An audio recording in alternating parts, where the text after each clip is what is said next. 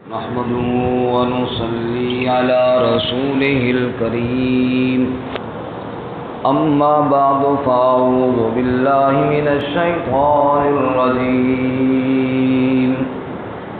بسم الله الرحمن الرحيم يا أيها الذين آمنوا بالله ورسوله والكتاب الذي نزل على رسوله والكتاب الذي أنزل من قبل ومن يكفر بالله وملائكته وكتبه ورسله واليوم الآخر فقد ضل ضلالا بعيدا إن الذين آمنوا ثم كفروا ثم آمنوا ثم كفروا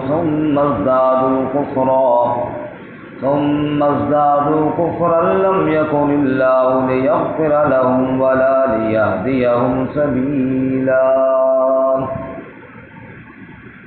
يا أيها الذين آمنوا اے ایمان والو آمنوا باللہ ورسولہ ایمان لاؤ اللہ کے ساتھ اور اس کے رسول صلی اللہ علیہ وسلم کے ساتھ والکتاب الذی نزل علی رسولہ اور اس کتاب کے ساتھ جس کو اتارا اپنے رسول صلی اللہ علیہ وسلم پر والکتاب الذی انزل من قبل اور اس کتاب کے ساتھ جو نازل کیا آپ سے پہلے وَمَن يَكْفُرْ بِاللَّهِ اور جو کوئی کفر کرے اللہ کے ساتھ وَمَلَائِكَتِهِ اور اس کے فرشتوں کے ساتھ وَكُتُبِهِ اور اس کی کتابوں کے ساتھ وَرُسُلِهِ اور اس کے رسولوں کے ساتھ وَالْيَوْمِ الْآخِرِ اور آخرت کے دن کے ساتھ فَقَدْ ضَلَّ ضَلَالًا بَعِيدًا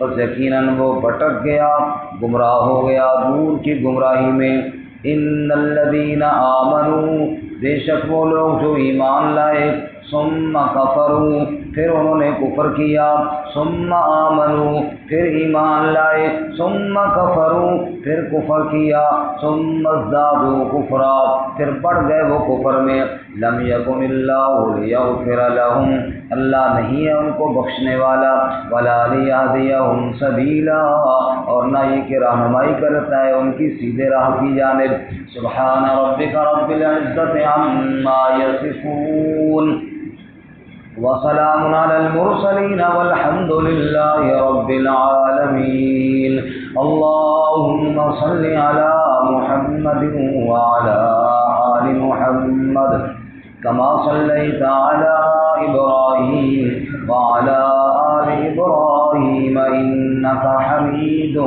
مجيد اللهم بارك على محمد وعلى آل محمد كما باركت على إبراهيم وعلى آل إبراهيم إنك حميد مجيد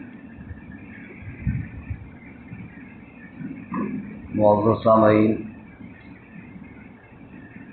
سورۃالنساء کا 20واں رکوع آیت نمبر 136 اور 137 آپ کے سامنے تلاوت کی ہیں اللہ رب العزت ان کے مطابق صحیح بیان کی توفیق عطا فرمائے اور ہمیں قرآن و سنت پر عمل کرنے کی توفیق عطا فرمائے گزشتہ سبق میں آپ حضرات نے سنا اہل ایمان کو انصاف پر قائم رہنے اور سچی گواہی دینے کا حکم ارشاد فرمایا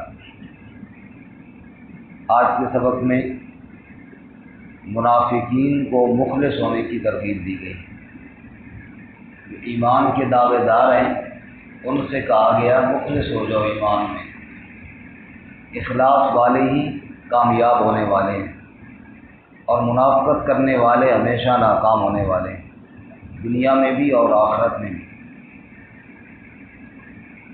چنانچہ ارشاد فرمایا یا ایھا الذین آمنوا آمنوا باللہ اے ایمان والو ایمان لاؤ مطلب یا ایھا الذین آمنوا باللسان آمنوا بالقلب اے وہ لوگوں جو زبان کے ساتھ ایمان لائے ہو دل کے ساتھ بھی ایمان لاؤ، کیونکہ ایمان کا تعلق ہے ہی دل کے ساتھ۔ ایمان میں اللہ تعالیٰ کی ذات پر یقین ہے، یقین دل میں ہوتا ہے۔ اللہ کی ذات کے ساتھ محبت ہے، محبت دل میں ہوتی ہے۔ اللہ کی ذات سے امید ہے، امید دل میں ہوتا ہے۔ اللہ کی ذات کا ڈر ہے، ڈر بھی دل میں ہوتا ہے۔ تو ایمان کا تعلق دل کے ساتھ ہے، اس لیے فرمایا ایمان والو ایمان لاؤ، یعنی ظاہری دعوے دارو سچ مچ کا ایمان لے آؤ۔ یا ایھا الذین آمنوا آمنوا باللہ ورسولہ، ایمان لاؤ اللہ کے ساتھ یعنی اللہ کی توحید کے ساتھ، کیونکہ اللہ تعالیٰ کی ذات کو تو ماننے والے ہیں۔ بہت ہی مختصر سا ایک ٹولہ ہے بدبختوں کا جو اللہ کی ذات کا منکر ہے، جو یہ کہتا ہے کہ نعوذ باللہ کہ کائنات کا نظام خود بخود چل رہا ہے اور اس کا کوئی چلانے والا نہیں ہے، لیکن وہ محدود ایک چھوٹا سا گروہ ہے، باقی کافر بھی اللہ کی ذات کو مانتے ہیں۔ مثلا یہودی عزیر علیہ السلام کو اللہ کا بیٹا کہتے ہیں، لیکن اللہ کو تو مانتے ہیں نا۔ اب یہ غلطی ان سے ہوئی کہ عزیر علیہ السلام کو اللہ کا بیٹا کہتے ہیں۔ اسی طرح عیسائی اللہ کو تو مانتے ہیں، عیسیٰ علیہ السلام کو اللہ کا بیٹا کہتے ہیں۔ اسی طرح مشرکین اللہ کی عبادت میں شرک کرتے ہیں لیکن اللہ کو تو مانتے ہیں۔ تو اللہ کو ماننے سے مراد جو اسلام نے کہا ہے کہ اللہ کی توحید کو مانو، اولاد سے پاک، شرک سے پاک۔ اللہ کو ماننا، قل هو اللہ احد، وہ ایک ہے، وہ وحدہ لا شریک، لیس کمثلہ شیء، اس کی مثل کوئی نہیں ہے۔ لم یکن لہ کفوا احد، اس کا کف قبیلہ خاندان کوئی نہیں ہے۔ وَلَهُ الْكِبْرِيَاءُ فِي السَّمَاوَاتِ وَالْأَرْضِ، آسمان و زمین میں اس جیسی بڑی ذات اور کوئی نہیں ہے۔ اللہ اکبر، سب سے بڑا کون ہے جی؟ اللہ۔ لا ضد لہ ولا ند لہ ولا مثل لہ ولا مثال لہ، نہ اس کا کوئی سانجی شریک ہے، نہ اس کا کوئی مد مقابل ہے، نہ اس کی مثل ہے، نہ اس کی کوئی مثال ہے۔ فرمایا اس طرح اللہ کو مانو، آمینو باللہ، اللہ کو مانو، وحدہ لا شریک کر کے مانو، ورسولہ، اور اس کے رسول حضرت محمد الرسول اللہ صلی اللہ علیہ وسلم کو مانو۔ نبی پاک صلی اللہ علیہ وسلم کو ماننے میں بھی صرف ماننا کافی نہیں، آپ کو آخری رسول ماننا ضروری ہے۔ آپ اللہ کے صرف رسول نہیں بلکہ رسول اللہ صلی اللہ علیہ وسلم فرمایا فضلت علی الانبیاء بست، مجھے 6 چیزوں کے ساتھ باقی انبیاء پر اللہ نے فضیلت عطا فرمائی۔ اوتیت جوامع الکلم، مجھے اللہ نے جامع کلمات عطا فرمائے۔ آپ تورات پڑھیں، آپ انجیل پڑھیں، آپ صحیفے پڑھیں، جن صحیفوں اور تورات اور انجیل میں ایک بات بڑے لمبے مضمون کے ساتھ بیان کی جاتی ہے، میں اللہ کے نبی فرماتے ہیں میں وہ 2 لفظوں میں بیان کر دیتا ہوں۔ آپ احادیث پہ غور کریں، مختصر احادیث ہوتی ہے لیکن بڑی اس میں جناب حکمت کی باتیں۔ مثال کے طور پہ ایک حدیث سناؤ، اطعم الطعام وصل الارحام صلوا الصلاۃ والناس نیام تدخل الجنۃ بسلام، سلام کو عام کرو، بھوکوں کو کھانا کھلاؤ، راتوں کو نماز پڑھو، رشتہ داروں کے ساتھ تعلق جوڑو، رب کی جنت میں داخل ہو۔ اب یہ بظاہر 2-4 الفاظ ہیں لیکن اس میں کتنے اہم کام آ گئے دین کے۔ یہ ہے جامع کلمات۔ اللہ کے نبی فرماتے ہیں مجھے اللہ نے جامع کلمات عطا فرمائے، ایسی زبردست اور جناب مختصر اور جناب حکمت سے بھری ہوئی بات۔ بعض لوگ تقریر کرتے گھنٹہ گھنٹہ، لیکن سنو تو اس میں سے سمجھ کو نہیں آتی کہ اس میں ہمارے فائدے کی کون سی بات ہے۔ کہ اللہ کے رسول صلی اللہ علیہ وسلم مختصر اور ایسی جامع کلمات فرماتے ہیں اوتیت جوامع الکلم، مجھے اللہ نے جامع کلمات عطا فرمائے۔ ونصرت بالرعب، اور اللہ نے رعب کے ذریعے میری مدد فرمائی۔ میرا دشمن جب میرے پاس آتا ہے، سامنے آتا ہے، میرا رعب طاری ہو جاتا ہے، اس آگے پیچھے بڑی باتیں کرتا رہتا ہے، سامنے نہیں کر سکتا۔ وَجُعِلَتْ لِيَ الْأَرْضُ كُلُّهُ مَسْجِدًا وَطُهُورًا، یہ ساری زمین میرے رب نے میرے لیے مسجد بھی بنائی ہے، طہارت کا ذریعہ بھی بنایا ہے۔ امت محمد صلی اللہ علیہ وسلم کا مسلمان بندہ اگر پانی نہ ملے جہاں بھی چلا جائے مٹی کے اوپر ہاتھ مار کے چہرے پر بازوؤں پہ مارے، تیمم کرے، یہ مٹی اس کو پاک کر دے۔ اور یہ ساری زمین مسجد یعنی سجدہ گاہ بنی ہے۔ اب ایک آدمی جنگل میں ہے تو بھاگتا ہوا مسجد میں آئے، مسجد تلاش کرے نماز کے لیے، فرمایا نہیں جدھر ہے ادھر ہی پڑھے، بس وہی اس کے لیے مسجد ہے۔ ساری زمین اللہ نے مسجد بنا دی۔ وَأُحِلَّتْ لِيَ الْغَنَائِمُ، میرے لیے غنیمتیں حلال کی گئی ہیں۔ پہلے جہاد ہوتا تھا انبیاء کے دور میں، مال غنیمت ایک مقام پر رکھ دیا جاتا تھا، آسمان سے بجلی آ کر جلا دیتی تھی۔ اللہ نے میری امت کے مجاہدین کے لیے مال غنیمت کو استعمال کرنا جائز قرار دے دیا۔ اسی طرح قربانی، پہلی امتوں میں تو قربانی بجلی جلاتی تھی، یہاں پہ قربانی اب بھی فریجوں کے اندر پڑی ہوئی ہے۔ اتنا بھی خیر اجازت نہیں دی گئی تھی جتنا ہم نے حد سے زیادہ آگے نکل گئے ہیں، لیکن اجازت دی گئی ہے کہ گوشت کھاؤ اور جناب پھر کیا کرو، ثواب بھی اللہ سے حاصل کرو۔ پھر آپ نے ارشاد فرمایا وَأُرْسِلْتُ إِلَى النَّاسِ كَافَّةً، میری پانچویں فضیلت یہ ہے کہ پہلے نبی ایک قوموں کے نبی ہوتے تھے اور مجھے اللہ نے ساری انسانیت کا رسول بنایا۔ میں ایک قوم کا نہیں ہوں بلکہ ساری انسانیت کا رسول۔ اور چھٹی اور آخری فضیلت وَخُتِمَ بِيَ النَّبِيُّونَ، وَخُتِمَ بِيَ النَّبِيُّونَ، میرے ذریعے اللہ نے انبیاء کا سلسلہ ختم فرما دیا ہے۔ بس میں آخری نبی ہوں، مہر بن کر آیا ہوں نبوت کی جماعت پر، میرے بعد کوئی نبی نہیں، اور ختم نبوت کا تاج بھی مجھے پہنایا گیا ہے، یہ اور کسی کو نہیں پہنایا گیا۔ تو یہ نبی پاک کو ماننا ہے تو ان صفات کے ساتھ ماننا ہے، ان صفات کے ساتھ ماننا۔ ایک آدمی کہتا ہے نبی تو مانتا ہوں لیکن آخری نبی نہیں مانتا مرزائیوں کی طرح، تو پھر مومن نہیں ہے۔ نبی پاک کو ماننا ہے، ساتھ آخری نبی بھی ماننا ہے۔ ختم بی النبیون، آپ فرماتے میرے ذریعے انبیاء کا اختتام ہو گیا۔ بلکہ فرمایا یا ایھا الذین آمنوا آمنوا باللہ ورسولہ، اے ایمان والو اللہ کی توحید کو مانو، اس کے رسول صلی اللہ علیہ وسلم کی رسالت کو مانو، والکتاب الذی نزل علی رسولہ، والکتاب الذی انزل من قبل، اور اس کتاب کو بھی مانو جس کو اس نے اپنے رسول صلی اللہ علیہ وسلم پر نازل کیا، اور ان کتابوں کو بھی مانو جو آپ سے پہلے نازل ہوئی، یعنی قرآن کو بھی مانو، تورات انجیل اور صحیفوں کو بھی مانو جو اللہ نے پہلے نازل کیے، سب اللہ کی طرف سے سچے اور برحق تھے۔ دیکھو اسلام کتنا سچا اور انصاف پسند دین ہے۔ جہاں اللہ قرآن پر ایمان لانے کی بات کرتے ہیں پہلی کتابوں کا ذکر بھی ضرور کرتے ہیں۔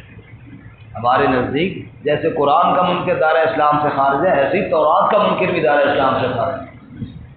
آسمانی کسی کتاب کا منکر بھی دائرہ اسلام سے خارج ہے، جیسے رسول اللہ صلی اللہ علیہ وسلم کا بے ادب دائرہ اسلام سے خارج ہے، ایسے ہی کسی نبی کی بے ادبی کرنے والا وہ بھی دائرہ اسلام سے خارج ہے۔ اس لیے فرمایا اچھا یہاں پہ دو باتیں ہیں جی۔ ایک بات تو یہ ہے کہ ختم نبوت کا مسئلہ یہاں سے بھی سمجھ میں آ رہا ہے۔ دیکھیں والکتاب الذی انزل نزل علی رسولی والکتاب الذی انزل من قبل، جو کتاب حضرت محمد صلی اللہ علیہ وسلم پر نازل ہوئی وہ، اور جو کتابیں آپ سے پہلے نازل ہوئی، آپ کے بعد کسی کتاب کا ذکر نہیں ہے۔ اگر آپ کے بعد بھی کوئی نبی ہوتا تو اس بعد والی کتاب کا بھی ذکر ہوتا جیسے پہلے والوں کا ذکر ہے۔ بات سمجھ میں آ رہی؟ اگر آپ کے بعد بھی کوئی کتاب اللہ نے نازل کرنی ہوتی تو جیسے پہلی کتابوں کا ذکر کیا ایسے بعد والی کتاب کا بھی ذکر کرتے، لیکن بعد کا ذکر کوئی نہیں ہوا۔ معلوم ہوا بس وہی کا سلسلہ ہمارے نبی پر مکمل ہو گیا۔ الیوم اکملت لکم دینکم واتممت علیکم نعمتی ورضیت لکم الاسلام دینا۔ جب میرے نبی صلی اللہ علیہ وسلم آئے اللہ نے فرمایا آج دین کامل ہو گیا، بس نعمت مکمل ہو گئی ہے۔ ایک بات۔ دوسری بات یہاں پہ دو لفظ ہیں جی، والکتاب الذی نزل اور والکتاب الذی انزل۔ قرآن کے لیے نزل کا لفظ استعمال ہوا ہے، باقی کتابوں کے لیے انزل کا لفظ استعمال ہے۔ انزال اور تنزیل فرق یہ ہے کہ قرآن پاک تھوڑا تھوڑا کر کے اترا، نزل تھوڑا تھوڑا، کبھی ایک آیت، کبھی دو آیتیں، کبھی چار آیتیں، اور پہلی کتاب انزل وہ اللہ نے اکٹھی عطا فرما دی۔ قرآن پر اعتراض کرنے والوں نے اعتراض بھی کیا، لولا نزل علیہ قرآن جملۃ واحدہ، قرآن سارا اکٹھا کیوں نہیں نازل ہوا؟ سورۃ الفرقان میں ہے۔ جب انہوں نے بار بار یہ مطالبہ کیا کہ اگر اللہ کا کلام ہے تو تورات کی طرح اکٹھا کیوں نہیں نازل ہوا؟ اس کا جواب بڑا پیارا اللہ نے دیا۔ اللہ تعالیٰ فرماتے میرے پیغمبر یہ بار بار یہ مطالبہ کرتے ہیں کہ قرآن اکٹھا کیوں نہیں نازل ہوا، اور شاید آپ کے دل میں بھی آ جاتا ہے چلو اکٹھا ہی ہو جائے، ان کا منہ تو بند ہو۔ اللہ فرماتے میرے پیغمبر یہ مطالبہ ہم نہیں قبول کرتے، ہم تھوڑا تھوڑے اتاریں گے۔ یا اللہ کیوں؟ فرمایا کذالک لنثبت بہ فؤادک ورتلناہ ترتیلا۔ میرے محبوب کوئی آپ کو شاعر کہتا ہے، کوئی آپ کو تانا دیتا ہے، کوئی آپ کو جناب لڑائی کے لیے تیار ہو جاتا ہے، جب بھی کوئی آپ کو اس قسم کی حرکت کرتا ہے آپ کے دل پر دکھ کے آثار ہوتے ہیں، ہم دو چار آیتیں نازل کر کے آپ کو تسلی عطا فرما دیتے ہیں۔ تو فرمایا یہ قرآن پاک ہدایت کی کتاب بھی ہے، ہم نے اپنے محبوب کی تسلی کے لیے بھی نازل کی ہے، تھوڑی تھوڑی کر کے نازل فرمائی، کتاب الذی نزل، تھوڑی تھوڑی کر کے نازل۔ سبحان اللہ۔ تو فرمایا یہ ہے ایمان، یہ جو ہم ایمان کریں، ایمان مجمل اور ایمان مفصل۔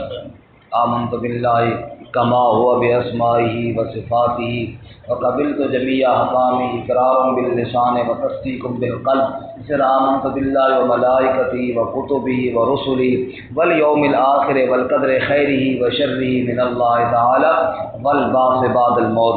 یہ جو ہے نا، یہ جیسے بھی یہاں اس آیت سے ثابت ہو رہا ہے یہ چیزیں، اسی طرح حدیث سے ثابت ہے، اسی طرح قرآن کی دیگر آیات سے ثابت ہے۔ باقی یہ الفاظ جو ہے نا یہ اس طرح ثابت نہیں ہے قرآن میں نہ حدیث میں۔ اب آپ کو سمجھے، اللہ کہتے ہیں ان چیزوں پر ایمان لاؤ، تو ہم کہتے ہیں نا آمنت باللہ، میں ایمان لایا اللہ پر، سمجھ آئی کہ نہیں؟ اللہ نے تو ایمان لانے کا حکم دیا نا، بعض لوگ پھر اس ٹینشن میں پڑ جاتے ہیں جی الفاظ ہی کوئی نہیں۔ بھائی الفاظ اللہ نے حکم دیا تو اللہ نے یہ تو نہیں کہا کہ ہاں جی میں اللہ کو مانتا ہوں، اللہ نے مجھے کہنا تھا تم اللہ کو مانو، اور پھر ہم نے آگے کہا کہ ہاں میں اللہ کو مانتا ہوں۔ آپ سمجھ آئیے، چلیے احکامات سارے ہیں جیسے اس آیت میں بھی ہیں، دیگر آیات میں بھی ہیں، باقی الفاظ تو یہ ہم نہیں کہہ رہے نا کہ آمنت باللہ، میں اللہ پر ایمان رکھتا ہوں۔ آگے اللہ فرماتے ہیں جو نہ مانے پھر فرمایا وَمَن يَكْفُرْ بِاللَّهِ، جو کوئی کفر کرے اللہ کے ساتھ، وَمَلَائِكَتِهِ، اور اس کے فرشتوں کے ساتھ، جیسا کہ پہلے سپارے میں ہے نا، بنی اسرائیل کا گروہ یہودی کہنے لگے کہ وہی اگر جبرائیل فرشتہ نہ لے کر آتا نا، کوئی اور فرشتہ لے کر آتا پھر ہم مان لیتے، اس لیے نہیں مانتے کہ جبرائیل لے کر آتا ہے۔ وہ جبرائیل نے ہمارا کیا نقصان کیا، پہلے کئی قومیں تباہ و برباد ہوئی، فیصلہ جبرائیل لے کر آتا تھا، صدقے جاؤ۔ اللہ نے فرمایا جبرائیل اپنی مرضی سے لے کر آتا تھا، حکم تو اللہ کا لے کر آتا تھا، اگر یہ مسئلہ ہے تو پھر اللہ کے ساتھ ناراض ہو۔ پہلے اس بارے میں فرمایا قل من کان عدوا لجبریل فإنه نزله على قلبك بإذن اللہ، جو کہتا ہے میں جبرائیل کا دشمن ہوں اس کو بتاؤ جبرائیل تو اللہ کا حکم لے کر آ رہا ہے۔ اس لیے کسی فرشتے کے ساتھ بھی دشمنی اور مخالفت نہیں کرنی۔ اور فرشتوں کو مانتے تو مشرکین مکہ بھی تھے، لیکن فرشتوں کو اللہ کی بیٹیاں کہتے تھے، فرشتوں کو اللہ کی بیٹیاں کہتے تھے۔ اللہ تعالیٰ نے کہا نہ، اس طرح نہیں ماننا، اللہ بیٹیوں سے پاک، فرشتے بل عباد مکرمون۔ سورۃ الانبیاء میں فرشتوں کا ذکر اللہ تعالیٰ کہتے ہیں یہ میرے عزت والے عبادت گزار ہیں۔ برکت وَمَن يَكْفُرْ بِاللَّهِ وَمَلَائِكَتِهِ، جو اللہ کی توحید کا انکار کرے یا اس کے فرشتوں میں سے کسی فرشتے کا انکار کرے، وَكُتُبِهِ، یا کتابوں میں سے کسی کتاب کا انکار کرے، وَرُسُلِهِ، یا رسولوں میں سے کسی رسول کا انکار کرے، وَالْيَوْمِ الْآخِرِ، یا آخرت کے دن کا انکار کرے، موت پر ایمان، قبر پر ایمان، اٹھنے پر ایمان، حشر پر ایمان، جنت یا جہنم پر ایمان، یہ آخرت کی ایمان کے 5 حصے ہیں۔ نمبر 1 موت پر ایمان، نمبر 2 قبر پر ایمان، نمبر 3 بعثت پر ایمان یعنی اٹھنے پر ایمان، نمبر 4 میدان محشر پر ایمان، نمبر 5 جنت یا جہنم پر ایمان۔ یہ 5 رکن ہیں آخرت کے ایمان کے۔ والیوم الآخر، آخرت کا جو انکار کرے فقد ضل ضلالا بعیدا، وہ گمراہ ہوا اور دور کی گمراہی میں جا پڑا۔ اللہ ہمیں گمراہی سے محفوظ فرمائے، آمین۔ آگے منافقین کی حالت ہے، کبھی ایمان کبھی کفر، کبھی ایمان کبھی کفر۔ ان الذین آمنوا، بے شک وہ لوگ جو ایمان لائے، ثم کفروا، پھر انہوں نے کفر کیا، ثم آمنوا، پھر ایمان لائے، ثم کفروا، پھر انہوں نے کفر کیا، ثم ازدادوا کفرا، پھر بڑھ گئے وہ کفر میں، اضافہ ہو گیا، کبھی ایمان کبھی کفر۔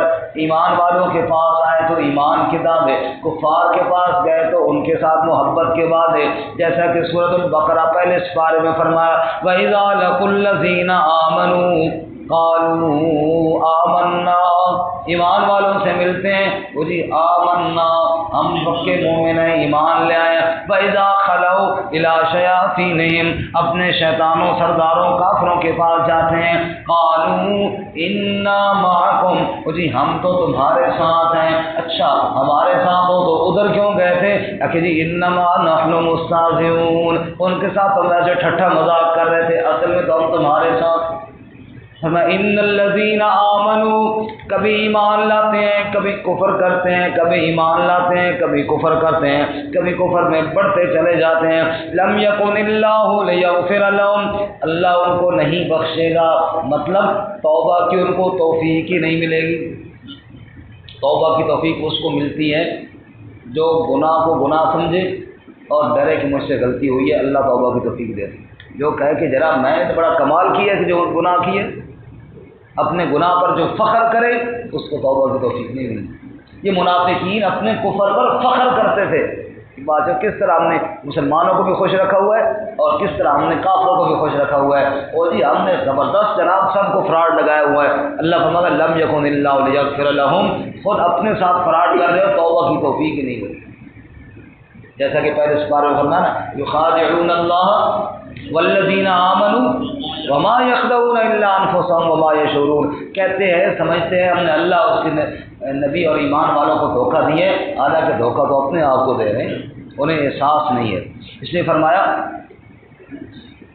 کہ لم یکن اللہ لیغفر لهم ولا لیہدیہم سبیلا، اللہ ان کو بخشے گا نہیں، یعنی توبہ کی توفیق نہ دے گا، اور اللہ ان کو سیدھے راستے کی طرف رہنمائی بھی نہ کرے گا۔ سیدھے راستے کی طرف رہنمائی اس کی ہوتی ہے جس کے دل میں سچی طلب موجود ہو، جس کے دل میں منافقت ہو اس کی رہنمائی بھی نہیں ہوتی۔ اللہ ہمیں منافقت سے محفوظ فرمائے۔ ترجمہ دوبارہ سنیں۔ یا ایھا الذین آمنوا، اے ایمان والو، آمنوا باللہ ورسولہ، ایمان لو اللہ اور اس کے رسول کے ساتھ، والکتاب الذی نزل علی رسولہ، اور اس کتاب کے ساتھ جو اتاری اس نے اپنے رسول پر، والکتاب الذی انزل من قبل، اور اس کتاب پر بھی جو اس نے پہلے نازل کی، ومن یکفر باللہ وملائکتہ، اور جو کوئی کفر کرے اللہ اور اس کے فرشتوں کے ساتھ، وکتبہ ورسلہ، اور اس کی کتابوں اور اس کے رسولوں کے ساتھ، والیوم الآخر، اور آخرت کے دن کے ساتھ، فقد ضل ضلالا بعیدا، بس یقیناً وہ گمراہ ہو گیا، دور کی گمراہی میں جا پڑا۔ ان الذین آمنوا، بے شک وہ لوگ جو ایمان لائے، ثم کفروا، پھر انہوں نے کفر کیا، ثم آمنوا، پھر وہ ایمان لائے، ثم کفروا، پھر کفر کیا، ثم ازدادوا کفرا، پھر بڑھ گئے وہ کفر میں، لم یکن اللہ لیغفر لهم، اللہ ان کو بخشتا نہیں ہے، ولا لیہدیہم سبیلا، اور نہ اللہ ان کی رہنمائی کرے گا سیدھے راستے کی جانب۔